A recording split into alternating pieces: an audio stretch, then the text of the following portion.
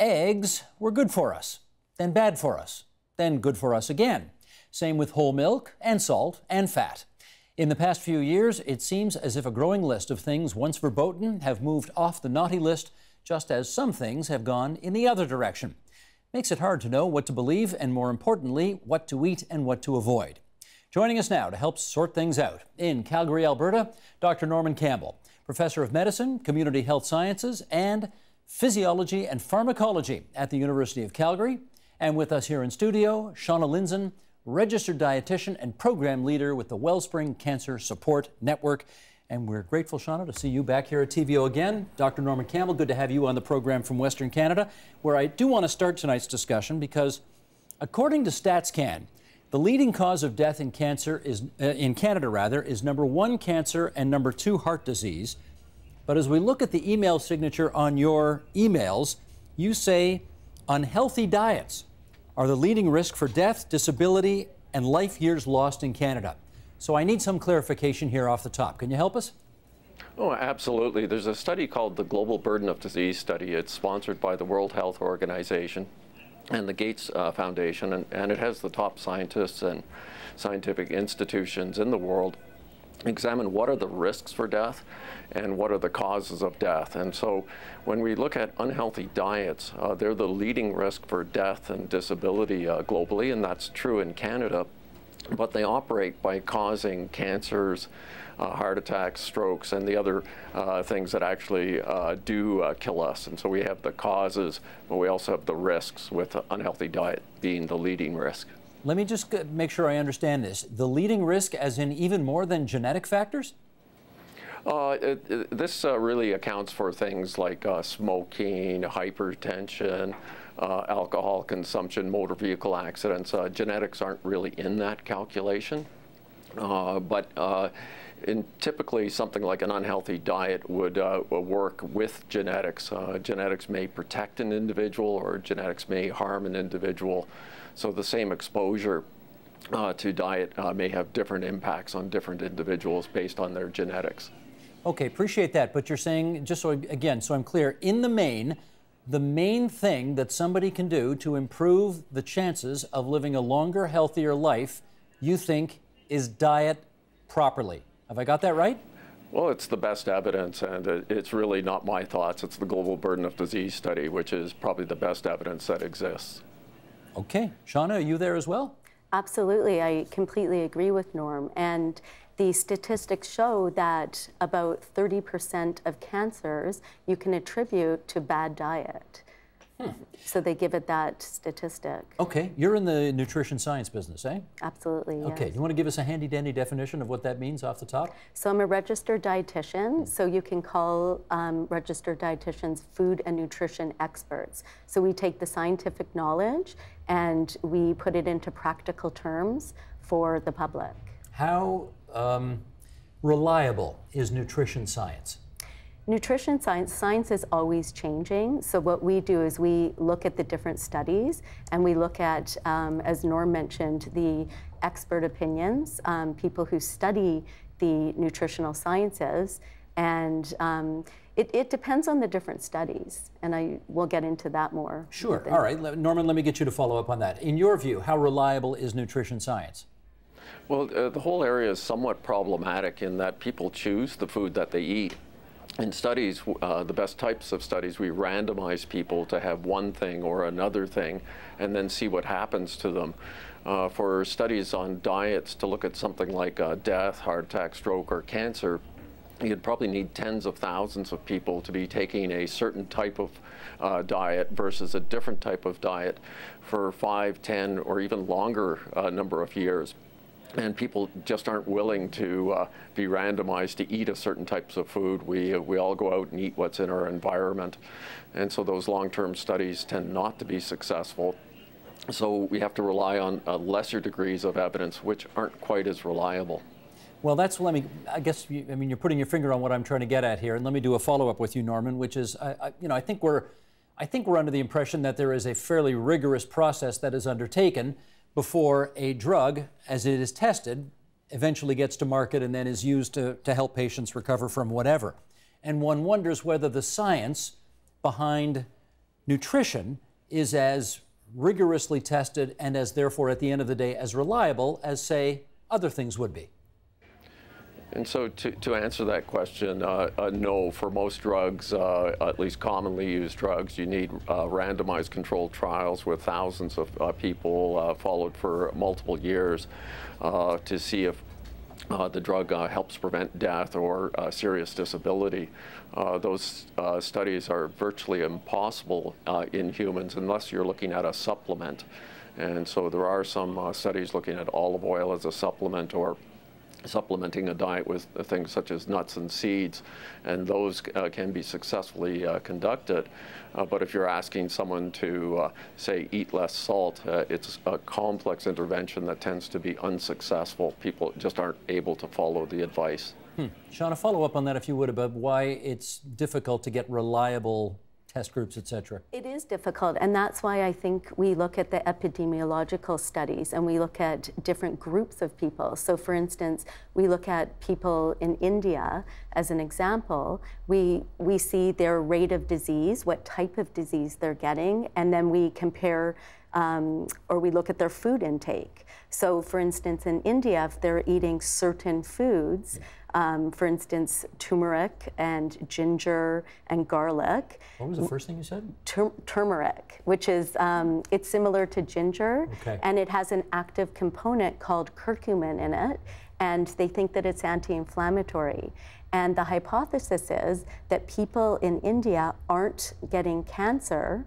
They get heart disease and they're at high risk for diabetes because maybe it's something that they're eating is protecting them against the cancer. So then that's what we do. We look at the studies of what the people are eating compared to what their disease, we couple it with their disease rates, and we can see if people, those are the epidemiological studies. So they're different than a case study. Okay, I get you, but as Norman just indicated, it's sometimes very difficult to control the control group that you want to control in order to get valuable information out of it. Especially with food and diet. Right. Because you can't, if you want to study something, and let's give the example, I always give the example of an artificial sweetener, like aspartame. You're not going to take a human, put them in a lab for 30 days, feed them only aspartame and nothing else. Which they would have done to rats. Exactly. So the rat studies are kind of at the bottom of the study chart in terms of can we compare rats to humans? So we are coming a bit full circle here, which is sort of getting back to my original question, which is how reliable the science is behind nutrition science. And if what I'm hearing from both of you is, iffy. It depends what we're talking about, and I always do go back to looking at the population studies. And for instance, people who consume a Mediterranean diet, which consists of lots of olive oil, fatty fish, nuts and seeds, whole grains, red wine in moderation, they tend to have lower risk of disease. Norman, would you follow up on that and give us an example of what, in your experience, could be very good, very solid, very reliable nutrition science? Sure, and so a lot of this starts in the laboratory looking at animals, and typically not just a rat, but multiple species of animals. And some people, although it's frowned on now, have done sort of monkey or chimpanzee studies. And so you look at what happens to them with exposure to either large quantities of a nutrient or a diet or low quantities. Then you look at a variety of epidemiologic studies, and some of them could be even, looking at how people survived on diets before it was processed food. We can look at people who have migrated from one area to another, looking at that nutrition transition. We can look at what we call cross-section studies, where we just look at people at a single point in time and see what their health status is compared to what they're eating. We have other studies called Cohort Studies, where we look at what they're eating over a long period in time and see what happens to them in terms of diseases. We have other studies we call case control studies, where we look at people with disease and without, and we see what they've been eating. When all of those different studies are telling us exactly the same thing, then we tend to have a fair bit of confidence. We also do randomized control trials looking at what we call surrogates. And so a surrogate might be something like the blood pressure going high, which we believe is a risk for a stroke, a heart attack, and that type of disease. So we'll do randomized trials showing, say, the impact on blood pressure or another surrogate like that. Okay. When everything says the same thing, then we have confidence. Understood. Shauna, obviously it takes money to do testing to get the kind of results that Norman just talked about. So I guess I want a better understanding of how much of nutrition science and the testing around it is actually funded by the food industry in this country. Any sense on that? Yes, people do. If we look at what people see are the labels on, let's say, the cereal boxes, right? And that, unfortunately, labeling restrictions are different in different countries. They're different. So the consumer is pretty well seeing what is on the package, which sometimes isn't very educational. It's more marketing than educational. It may be more marketing than educational. Norman, can I get you to follow up on that in as much as whether you believe testing that is funded by industry groups in Canada, should we be suspicious of the outcome of those tests in your view? Well, I'd broaden it beyond Canada, because a lot of the research is conducted outside of Canada that actually has an impact on Canada. And most of the research on nutrition and foods and health has been funded by the food industry. Little of it's funded by governmental organizations. It's easy to design studies to come up with an answer as opposed to test a question. Not only that, a lot of the researchers are heavily funded or sometimes given honoraria by food companies, and then go out and heavily promote biased research or even research that doesn't fit into what we'll say is the mainstream thoughts on nutrition research. Now, the situation you have just described doesn't pass what I think we might colloquially call the stink test, but that doesn't necessarily mean that the results that come as a result of those tests, which are funded by the industry, doesn't mean the results are necessarily false, right? How much of it can you believe? How much of it can't you believe? It's sort of the misinformation era where it's becoming increasingly difficult to figure out what parts of the science is true and what aren't. We do have some good studies where we look at it, industry-funded research, say for the association between sugar and obesity. If it's been funded by the food industry, 80% of the research shows that there's no impact of sugar on obesity. If it's been funded by non-industry like government, 80% of the studies show that there is an association. And so you can't say that it's false, but it's heavily biased towards favoring industry. I take it you're with the latter one in that case? Yes, it's more likely to be false than true. Indeed. Okay. Sean, you got to help us with this, because there are times when it seems like people who know about nutrition tell us definitely eat this, definitely don't eat this, and then 10 years go by and they may reverse that. I mean, we talked off the top about eggs, right? At first it was eat eggs are great, then don't eat eggs, too much cholesterol, and now we're back to eat eggs, it's great for you.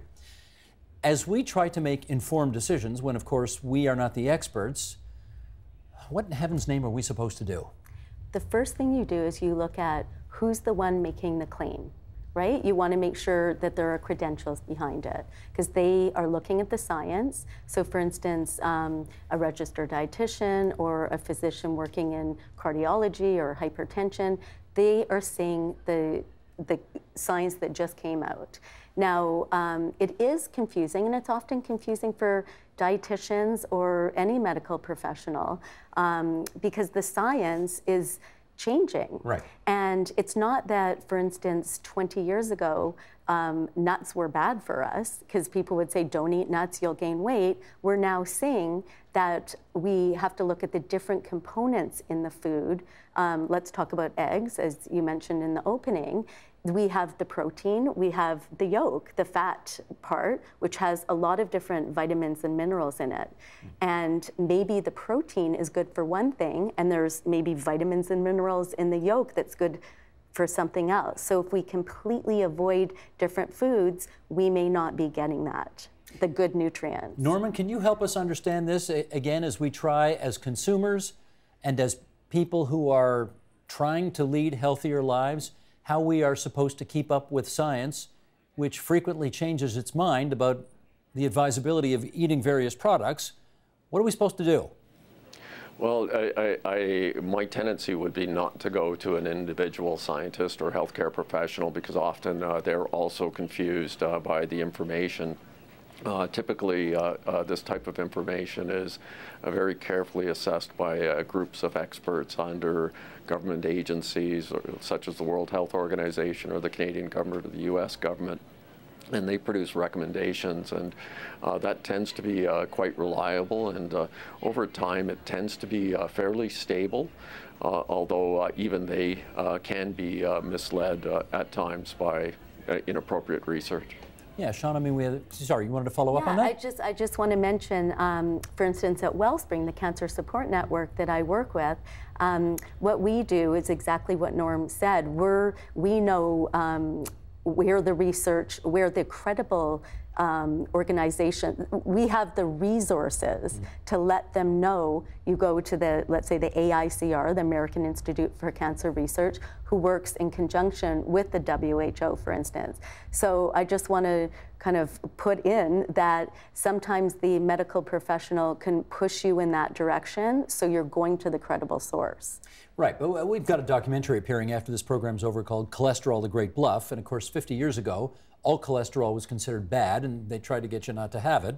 And then, of course, we got this understanding that there's good cholesterol and bad cholesterol, and you see the same thing with bacon, where bacon once upon a time was great for you, and then it was going to kill you, and now we have some understanding about good fats and bad fats. And I'm just saying my hunch is people's heads hurt trying to keep up with all this. Yeah. So I don't know how you keep up with all this. And as Norm mentioned, it's interesting because the healthcare professional may be confused as well.